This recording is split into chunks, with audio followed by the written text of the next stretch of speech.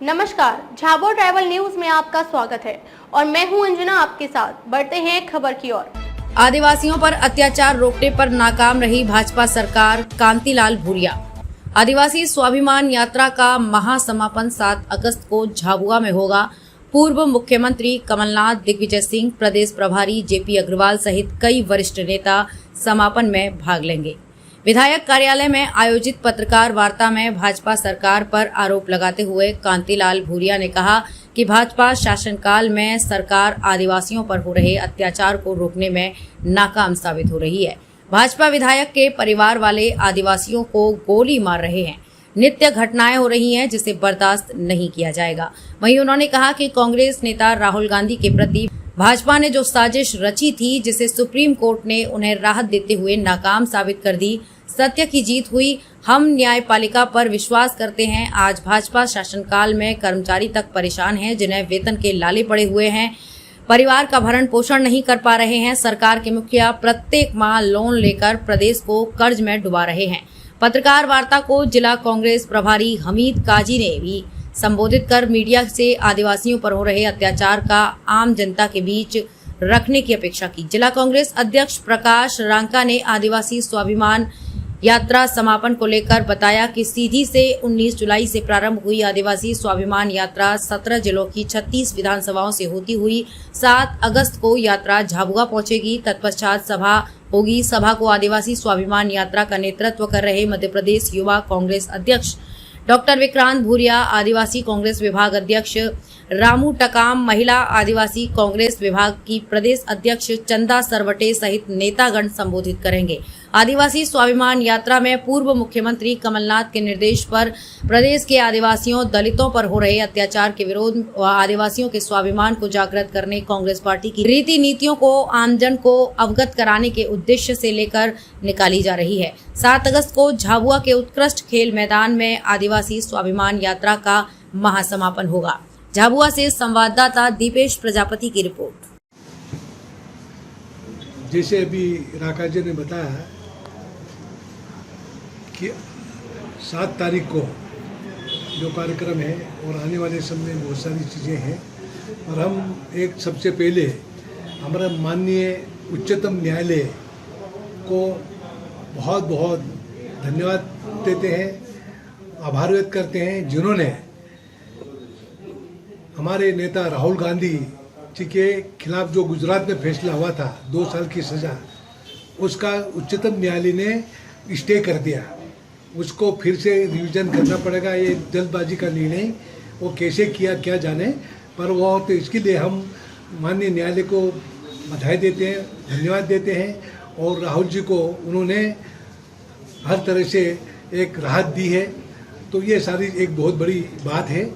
उसके साथ ही आज हमारे अखिल भारतीय कांग्रेस कमेटी के अभियान समिति के रूप में मुझे भी यहाँ पर अध्यक्ष नियुक्त किया था।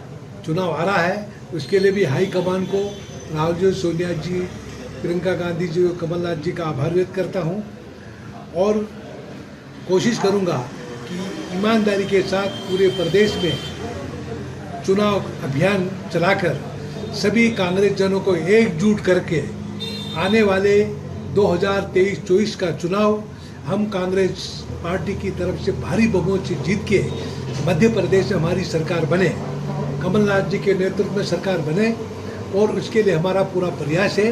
और भारतीय जनता पार्टी 18 साल में आपने देखा है कि उन्होंने 18 साल में बदले की भावना से कार्रवाई करने में लगी रही है।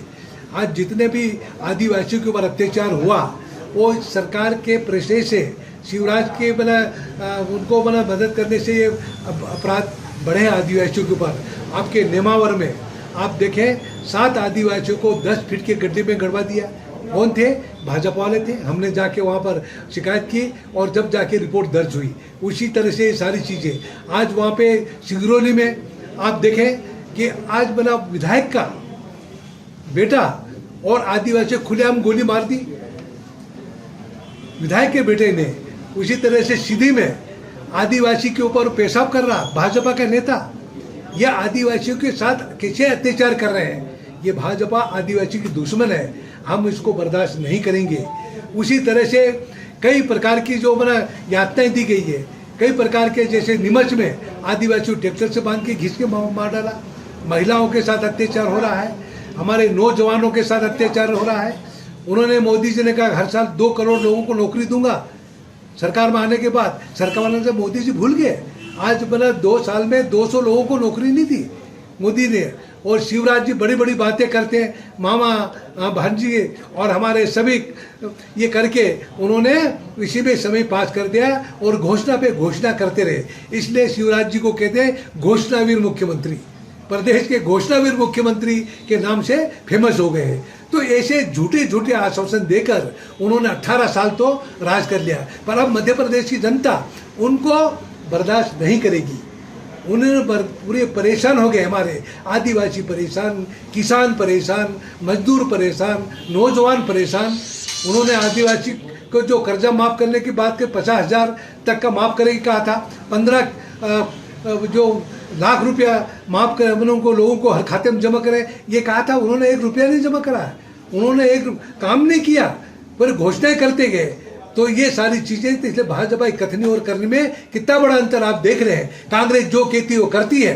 हमने कमलनाथ जी ने कहा था 2-2 करोड़ लाख रुपया हम माफ करें, हमने माफ किया। बहनों के मैंने शादी के लिए 51,000 रुपये देने, वो भी शुरू हो गया था। बिजली का बिल माफ करेंगे कहा था, हमने वो भी माफ शुरू करना कर दिया था। उसी तरह से नौजवानों को सम्मान देने की बात थी, वो भी शुरू की थी। पर भाजपा इसमें बौखला कर, हमारे एक अच्छी भली सरकार कमलनाथ जी थी और भाजपा के 2-2 करोड़ में, 30-30 करोड़ में उन्होंने विधायक खरीदे और विधायक करके सिंधिया को सबसे पहले खरीदा, ज्योतिराज सिंधिया ने 25 विधायकों को 30-30 करोड़ की लालच देके वो ले जाके सरकार गिरा दी। और आज क्या स्थिति हो रही। तो ये सारी चीजें, ये सरकार खरीद फरोख्त की सरकार है। कोई जनता ने डायरेक्ट उनको जनादेश नहीं दिया सरकार चला रहे, पर वो खरीद के पीछे के दरवाजे से सरकार चला रहे और प्रदेश को भ्रष्टाचार की चंगुल में फंसा के करोड़ों की लूटपूट चल रही। भाजपा के पट्टे माला माल हो गए और हमारे गरीब आदमी, आदिवासी, किसान, मजदूर, छोटे व्यापारी आज परेशान होकर घूम रहे हैं। कोई सुनने वाला नहीं, अधिकारी मनमानी चला रखी और भाजपा के नेताओं ने चंदा लेना उन्होंने अपना मौलिक अधिकार समझ रखा।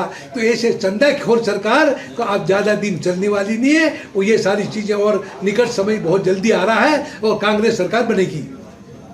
7 तारीख के लिए आमंत्रित करता हूँ। उसमें शेड्यूल ये रहेगा कि माननीय कमलनाथ जी 11 बजे के लगभग झाबुआ पधारेंगे। तो उनके आते से ही सबसे पहले हमने प्रेस वार्ता रखी है। प्रेस वार्ता के लिए हमने एक कक्ष बनाया है जो कि स्टेज के बिहाइंड पीछे साइड में रहेगा। तो आप भी सभी मीडिया बंधुओं से निवेदन है कि पहले ही आप वहाँ पे आके पधारें। हमारे साबिर पिटवेल जी संभागीय प्रवक्ता हैं और उनके साथ जो टीम है वो पूरी व्यवस्था आपकी देखेगी। और थोड़ा सा ये निवेदन कि जिससे आपकी प्रेस वार्ता हो जाती है, उसके बाद में फिर आपको पूरे सभा भी कवर करना है, तो उसका थोड़ा सा तालमेल, आपकी मीडिया गैलरी भी हमने अलग बनाई है, बाहर जो सभा के स्थल पे है वो भी अलग बनी है और एक प्रेस वार्ता का कक्ष पीछे बना है। तो आप सभी लोग electronic media, print media, digital media, सभी मीडिया के बंधु उस कार्यक्रम में सभी आप पधारें और आपकी पूरी व्यवस्था वहाँ पे समुचित रखी गई है। कोऑर्डिनेटर साबिर भाई पिटवेल वहाँ पे करेंगे।